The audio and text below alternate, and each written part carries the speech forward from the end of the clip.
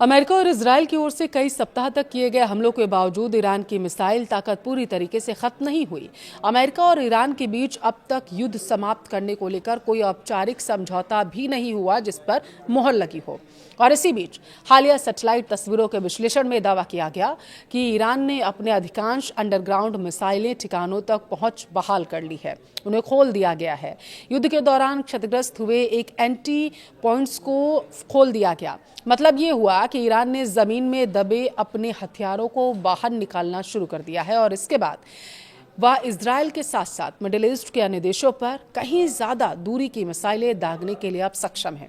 तो क्या इसका मतलब अमेरिका ने जो दावा किया था कि ईरान को उसने निस्तानाबूद कर दिया, तबाह कर दिया, खोखला कर दिया है, क्या ईरान को अब तक शांत रहने के पीछे वो तबाही थी जो वो लाने वाला है?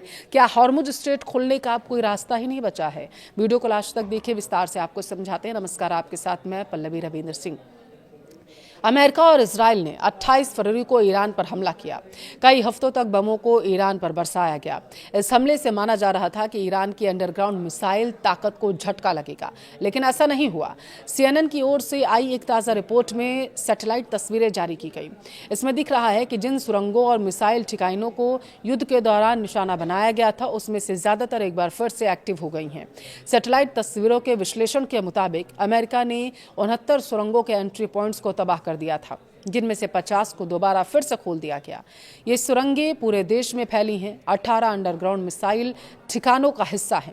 रिपोर्ट के मुताबिक यह है कि युद्ध के दौरान अमेरिका और इजरायल ने मिसाइल लॉन्च साइट, सुरंगों के मुहाने और वहां तक जाने वाली सड़कों को निशाना बनाया। कई जगहों पर प्रवेश द्वार मलबे में दब गए थे और सड़कें गड्ढे में तब्दील हो गई थी। लेकिन सीजफायर के बाद ईरान ने तेजी से मरम्मत अभियान शुरू किया। सैटेलाइट तस्वीरों में बुलडोजर और डंप ट्रक, लोडर, भारी मशीनें लगातार मलबा हटाती दिखाई दे रही हैं। कई ठिकानों तक जाने वाली सड़कें फिर से तैयार कर दी गई। अमेरिका के हमले से बिगड़ा क्या है वो समझिए, यही सबसे बड़ा सवाल है। दरअसल एक्सपर्ट्स का मानना है कि सुरंग का मुंह बंद करना आसान नहीं है, लेकिन पहाड़ों और चट्टानों के सैकड़ों फीट नीचे छिपे मिसाइल भंडार को खत्म करना भी बेहद मुश्किल है। एक रिपोर्ट के अनुसार James Martin centre for non proliferation studies के रिसर्च एसोसिएट सैम लेयर ने कहा है कि अगर ईरान के पास लॉन्चर और लॉन्च क्रू मौजूद हों भी तो भी वह भी बड़ी संख्या में मिसाइलें दाग सकता है। उनके मुताबिक ईरान के पास अब भी पर्याप्त मिसाइलें मौजूद हैं और उन्हें दोबारा लॉन्च करने से रोकने वाली कोई बड़ी बाधा दिखती ही नहीं है। ईरान के पास अब कितनी मिसाइलें हैं, ये दावा पूछ रहा है कि वो क्यों कर रहा है ईरान, सभी लोग पूछ रहे हैं। अब इस पर एक्सपर्ट्स ने क्या कहा है वो जानिए। दरअसल ईरान के अंडरग्राउंड नेटवर्क में अब भी तकरीबन माना जा रहा है कि 1000 मिसाइलें मौजूद हो सकती हैं। इनमें से कई ठिकाने पिछले 2 दशकों में खास तौर पर इस तरह बनाए गए थे कि वे हवाई हमलों को टाल सकें, झेल सकें। युद्ध के दौरान अमेरिकी राष्ट्रपति डोनाल्ड ट्रंप लगातार दावा करते रहे कि ईरान के मिसाइल कार्यक्रम को बुरी तरीके से नुकसान पहुंचाया गया। मार्च में उन्होंने सोशल मीडिया पर लिखा था कि ईरान की मिसाइल क्षमता और लॉन्च सिस्टम को खत्म करना युद्ध के प्रमुख लक्ष्यों में शामिल था। अमेरिका ने फैक्ट्रियों पर भी हमला किया था। हमला युद्ध के दौरान अमेरिका और इजरायल ने सिर्फ मिसाइल अड्डों पर ही नहीं बल्कि मिसाइल निर्माण से जुड़े कारखानों, रॉकेट ईंधन बनाने वाली इकाइयों, इलेक्ट्रॉनिक कंपोनेंट्स तैयार करने वाले केंद्रों पर भी किया था।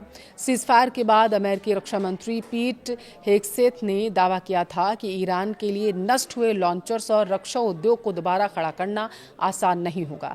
हालांकि यहाँ ध्यान देने वाली बात यह है कि अमेरिकी राष्ट्रपति डोनाल्ड ट्रंप ने युद्ध के दौरान कई बार सार्वजनिक रूप से कहा था ईरान के मिसाइल कार्यक्रम को कमजोर करना इस अभियान का प्रमुख उद्देश्य है। पिछले साल जून 2025 में अमेरिका ने ईरान के 3 परमाणु ठिकानों पर हमला किया। इस साल मार्च में भी अमेरिकी और इजरायल ने मिलकर ईरान पर हमला किया। ट्रंप ने इन हमलों का लक्ष्य ईरान की मिसाइल क्षमता और लॉन्च सिस्टम को नुकसान पहुंचाना घोषित किया था। संघर्ष के दौरान अमेरिका और इजरायल ने केवल मिसाइल अड्डों को ही नहीं बल्कि ईरान के मिसाइल उत्पाद नेटवर्क को भी निशाना बनाया था।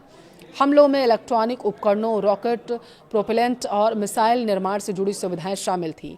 8 अप्रैल को युद्ध विराम लागू होने के बाद अमेरिकी रक्षा मंत्री पीट हेगसेथ ने कहा था कि ईरान के लिए नष्ट किए गए लॉन्चर्स को बदलना, अपने रक्षा उद्योग का पुनर्निर्माण करना आसान नहीं होगा।